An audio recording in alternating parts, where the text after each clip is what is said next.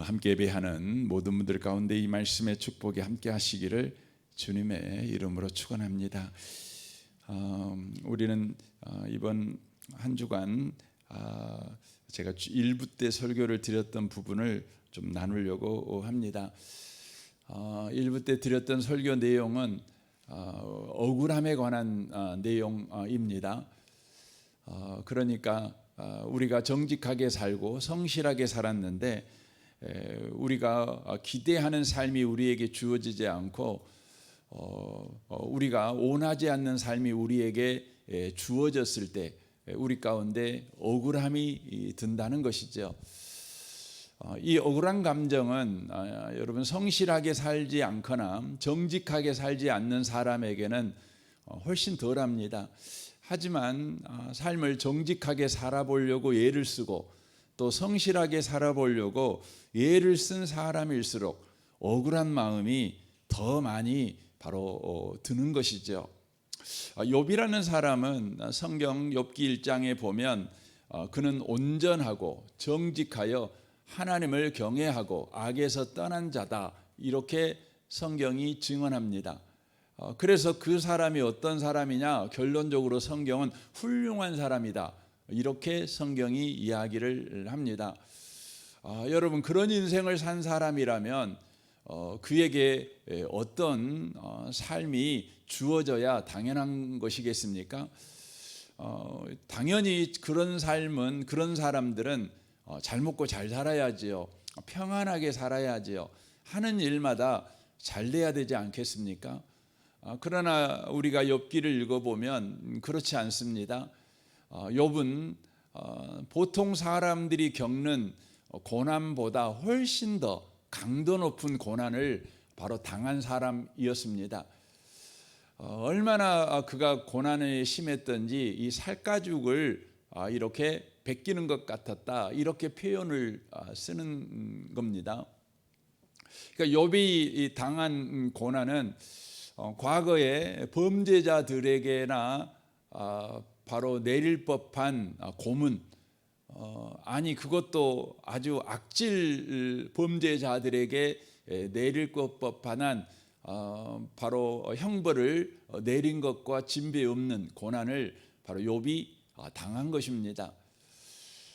우리는 이 욥의 고난을 볼 때에 우리가 하들짝 놀라는 것이죠.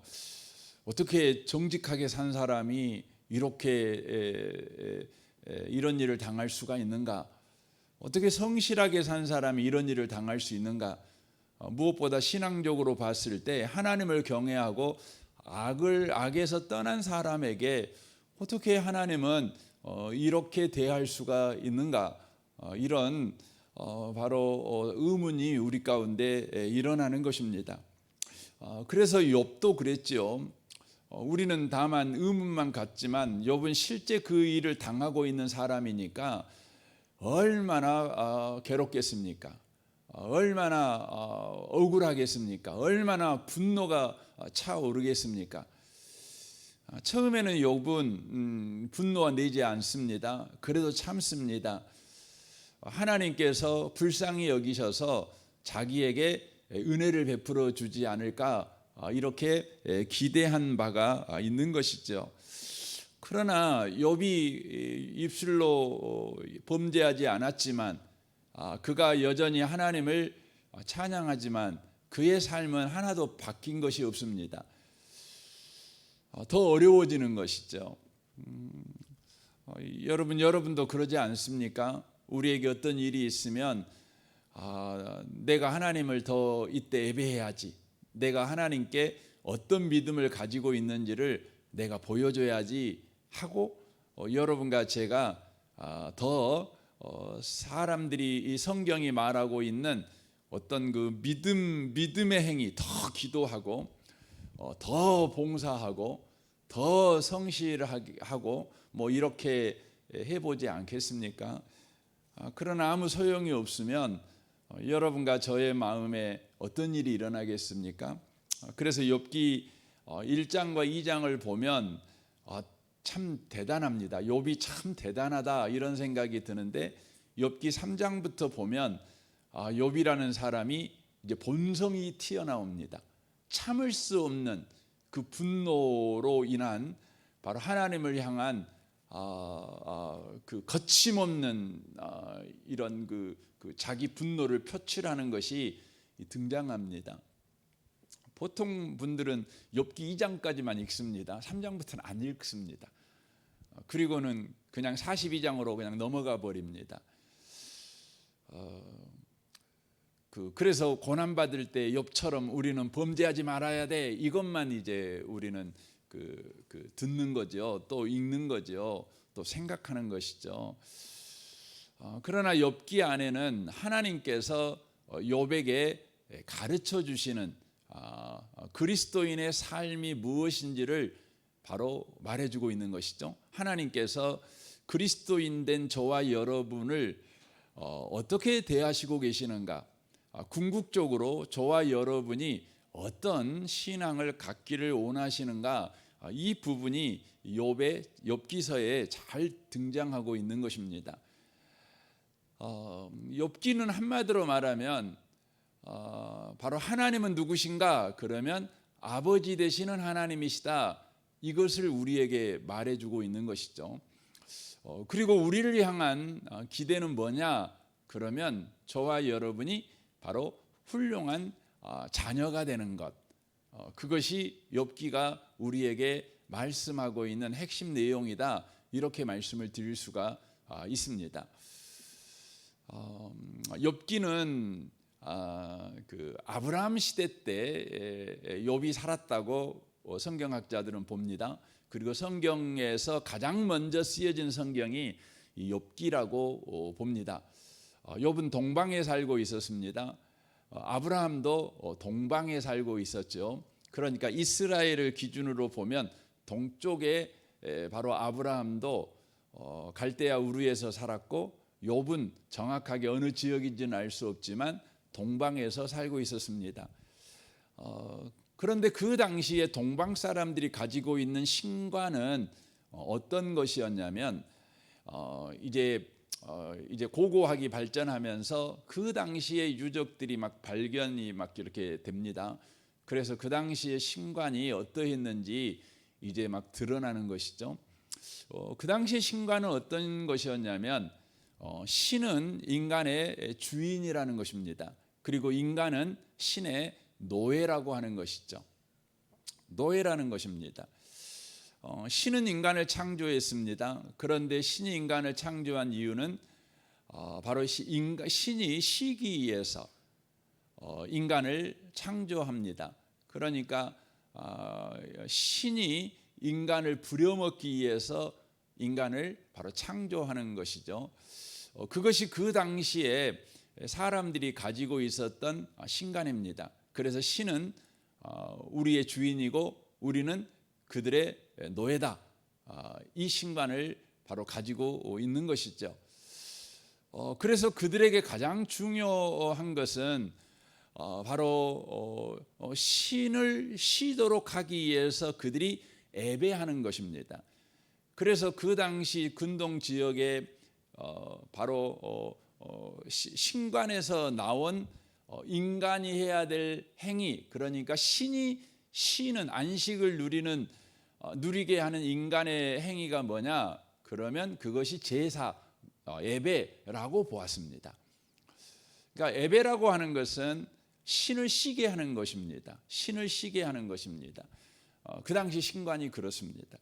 그런데 하나님께서 이제 최초의 성경인 욥기를 바로 써서 우리에게 주십니다. 주시면서 그 욥기 안에 하나님이 누구이시고 우리는 누구인가, 그리고 우리는 어떤 인생을 바로 살아가야 되는가, 이것을 바로 가르쳐주는 바로 책이 욥기가 되는 것입니다. 그래서 그 당시에 가지고 있는 신관과 하나님을 믿는 신관이 무엇이 다른가를 바로 말씀해 주고 있는 내용이라고 하는 것이죠. 여기에 욥이 등장합니다. 욥은 그 당시에 바로 하나님을 믿는 사람이지만 그 당시의 신관을 따라서 신을 기쁘게 하는 삶을 살아가는 일에 바로 열심을 가지고 있는 사람입니다. 그래서 그는 정직하게 살았고 하나님을 경외했고 악에서 떠났습니다. 왜냐하면 그것이 신을 기쁘시게 하는 삶이요 신으로부터 바로 복을 얻는 방식이라고 그는 생각했기 때문에 그렇습니다. 하나님은 그 신관이 잘못되어 있음을 바로 바꾸시는 일을 이 욥기서에서 하는 것입니다. 저와 여러분이 예수를 믿었습니다. 예수를 믿고 나서 저와 여러분의 삶은 어떤 삶을 살아가야 되는가라고 생각을 우리가 할 때에 욥처럼 우리는 생각하는 경향이 있습니다. 이제 하나님이 우리를 구원했으니 하나님을 기쁘시게 하는 삶을 살아야 된다. 우리가 정직하게 살고 우리가 하나님을 경외하고 살고 악에서 떠나고 살면 이제 우리는 복받고 살 수 있다. 그래서 하나님의 백성이 하나님을 기쁘시게 하는 삶을 살아갈 때 우리가 복받는 삶을 살아간다. 이렇게 바로 생각을 하는 것이죠. 그래서 많은 사람들이 예수 믿고 나서 이제 복받는 삶을 살아가기 위해서 욥처럼 살아가는 것이죠. 우리 하나님은 저와 여러분의 삶이 그렇게 되지 않기를 원하십니다. 어떻게 살기를 원하십니까? 오늘 우리가 로마서 11장 36절부터 12장을 읽었습니다.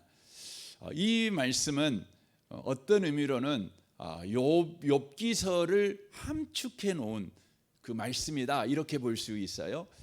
그래서 욥기서에서 보면 욥이 내가 이렇게 하나님을 믿는 자로서 정직하게 살았는데 성실하게 살았는데 악도 한 번도 저질러 본 적이 없는데 내가 왜 이런 고난을 당해야 됩니까? 하나님 나 억울해요. 친구들이 찾아와서 네가 죄지어서 그래. 네가 하나님 말씀대로 안 살아서 네가 벌 받은 거야 라고 말을 하지만 하나님 내가 내 삶을 아무리 탈탈 털어서 봐도 저는 하나님 말씀대로 안 살아본 적이 없습니다. 제가 게을러 가지고 제가 누군가를 불편하게 해본 적도 없고 제가 부정직해 갖고 누군가를 속여본 적도 없습니다.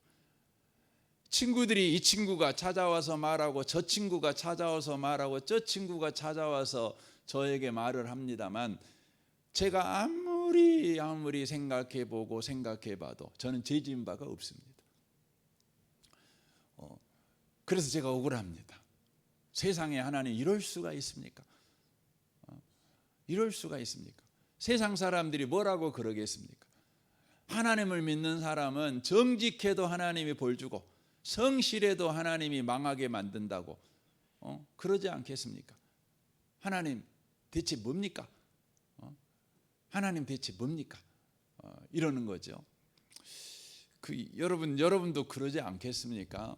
여러분이 아무리 생각해봐도 평생을 그렇게 하나님을 믿는 자로서 말씀에 순종하고 또 헌신하고 정직하고 또 성실하게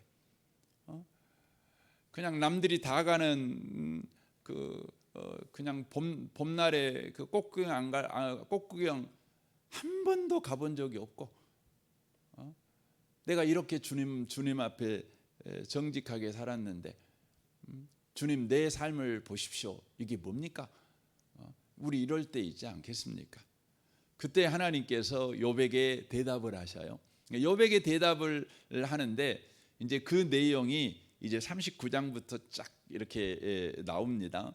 이제 나오는데 그 내용이 뭐냐면 오늘 그 11장 우리 36절에서 말하는 내용이에요. 그 내용이 그겁니다. 만물이 주에게서 나오고 주로 말미암고 주에게로 돌아감이라 이렇게 되는 거예요.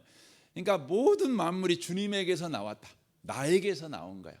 그러니까 하마도 하늘에 나는 독수리도 사자도 이 지구가 이 우주에 떠 있는 것도 이 바람이 부는 것도 이제 그 강물이 이렇게 흘러가지고 바다로 흘러가는 그 올리도 다 하나님이 내가 만들었다.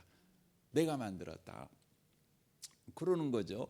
그리고 내 지혜 속에서 내 주권 아래에서 그것들이 지금까지 이렇게 존속되고 유지되고 있는 것이다.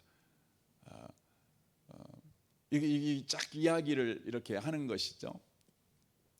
그 이야기가 이제 이야기를 이제 하는 이유가 뭡니까?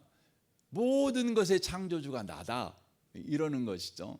그리고 그들이 이 땅에 존재하고 그 아름다움을 가지고 존재하고 그 날쌘을 가지고 존재하고 그 빠름을 가지고 존재하고 그 모든 것이 바로 내가 바로 그들 가운데 함께하고 역사하기 때문에 그런다. 이 말은 어떤 의미입니까? 하나님은 지혜로우신 하나님이라는 것입니다. 그러니까 여러분 세상의 모든 만물들을 봐보시면 뭐 진화론을 주장하는 사람들도 있지만 여러분 그냥 우리가 볼 때에도 얼마나 신통합니까? 신기합니까? 여러분 저는 그럴 때가 많아요. 생각해 보면 우리가 그 밥을 보면 밥맛이 느껴져요. 그잖아요. 밥 먹고 싶어요. 여러분 왜 밥을 보면 밥을 먹고 싶습니까?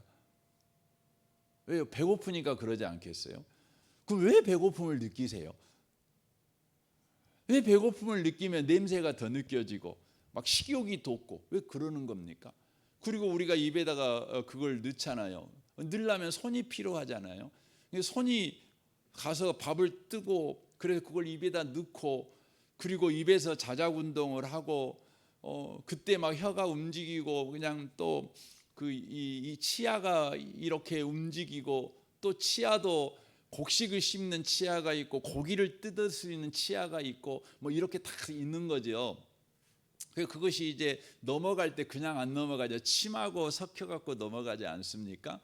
그래서 여러분 우리 곡물들은 모두 다 어디서 소화가 다 돼야 되냐면 입에서 소화가 되는 거죠. 위에서 소화가 되는 게 아니라 곡물은 고기는 위에서 소화가 되지만 곡물은 입에서 소화가 다 돼요. 그래서 여러분 곡물을 먹을 때는 100번씩 씹으라 그러죠. 왜냐하면 침이 섞여야 되니까.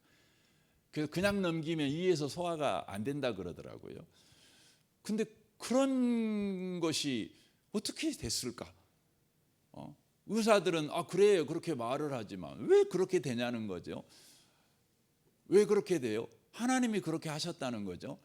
우리는 그렇게 믿지 않습니까? 그럼 하나님이 그렇게 하셨다는 말은 어떤 의미입니까? 하나님이 그만큼 지혜로우신다는 거예요. 하나님이 그만큼 섬세하시다는 거죠. 그만큼 하나님이 계획을 가지고 또 생각을 가지고 그렇게 하셨다는 거 아닙니까? 그래서 여러분 여기 로마서에 이야기하고 있는 이 내용들이 바로 욥기에게서 하나님께서 말씀하는 내용이에요. 그래서 욥에게 말하는 거죠. 네가 착해갖고 네가 벌 받았냐? 아니다. 그러면 착해갖고 네가 복 받냐? 그거 아니다. 내가 너한테 지금 가르치려고 하는 건 뭐냐면 너는 예수를 믿는데 너는 착하면 예수 믿고 나서 착하면 복 받고 네가 정직하면 또 복 받는다고 생각하는데 그렇지 않아. 너는 예수님을 믿었다는 그것으로 이미 너는 복을 받았어. 너는 이미 복 안에 있어. 네가 하나님을 믿었다는 것은 이미 너는 복된 자라는 거야.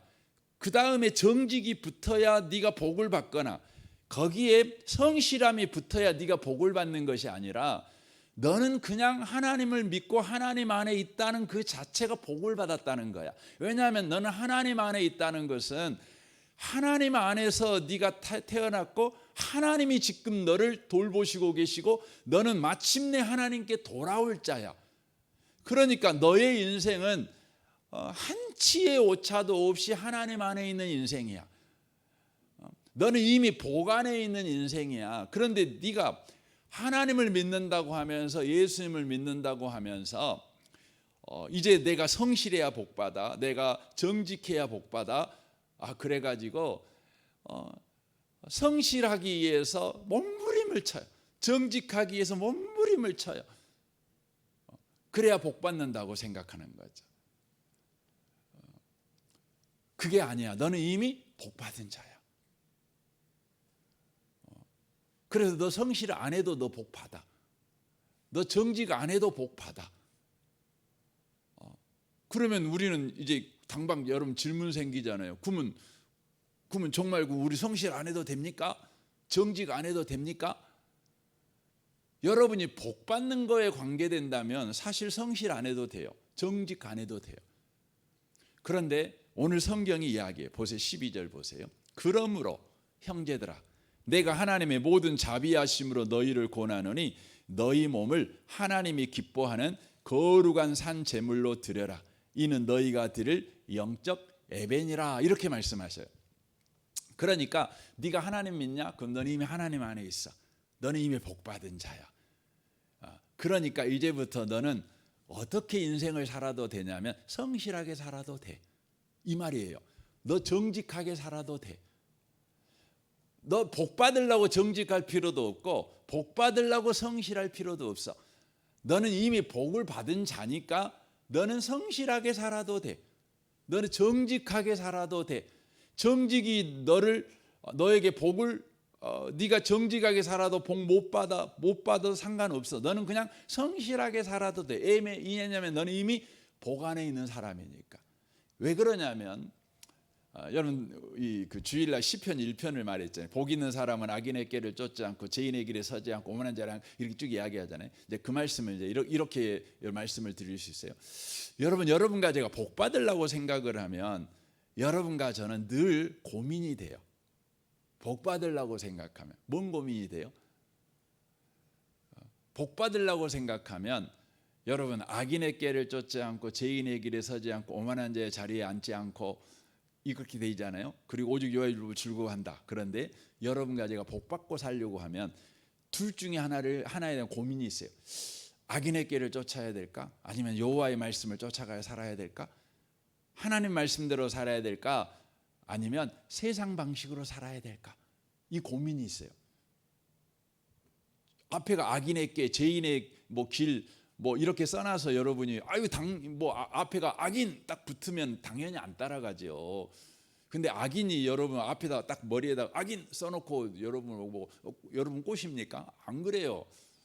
여러분 성경에는 다 광명한 천사처럼 우리를 꼬셔요.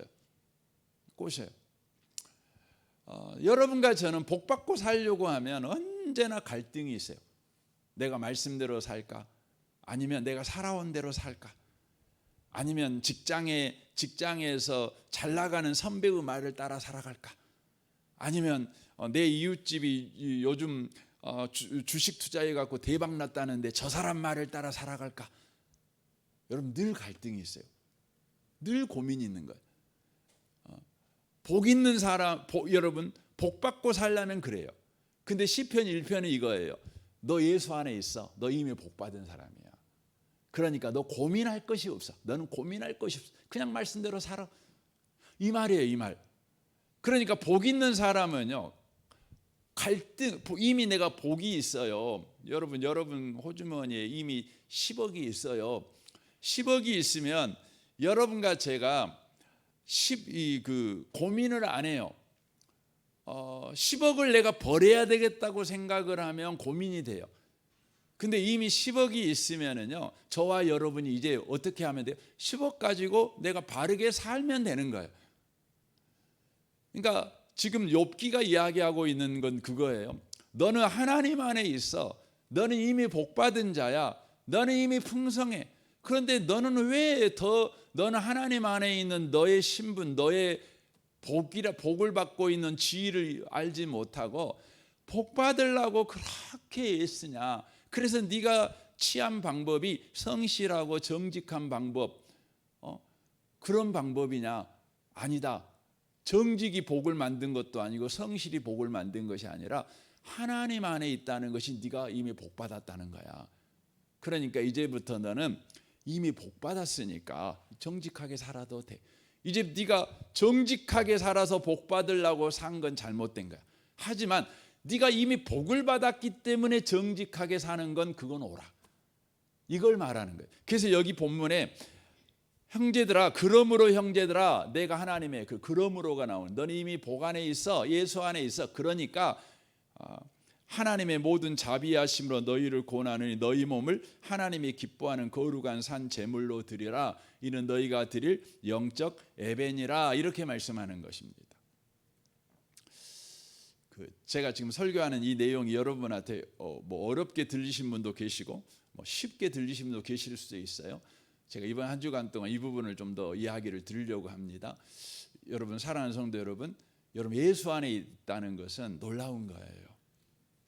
예수 안에 있다는 것은 크고 큰 복 가운데 이미 들어와 있다는 것입니다.